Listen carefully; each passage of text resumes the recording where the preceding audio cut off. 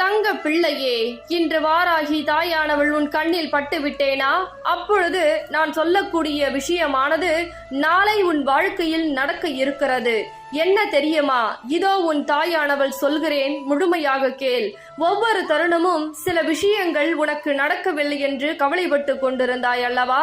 அந்த விஷயமானது நீ தேடி தேடி அலைந்தும் அது உனக்கு கிடைக்காமல் இருந்ததல்லவா? அதனால் பல அவமானங்களும் தோல்வியும் நீ சந்தித்திருந்தாய் அல்லவா?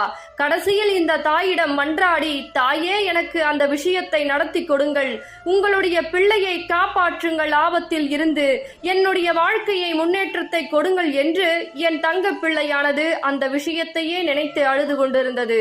ஆனால் என் தங்க பிள்ளையே, அது காலதாமதம் ஏற்படுத்தியதற்கு காரணம் உனக்கு நிரந்தர வெற்றியை தர வேண்டும் என்றுதான் இத்தனை நாட்களாக காலதாமதம் ஏற்படுத்தினேன். ஆனால் நான் உன் கண்ணில் பட்டுவிட்டேன். நாளை அது நடக்கப் போகிறது.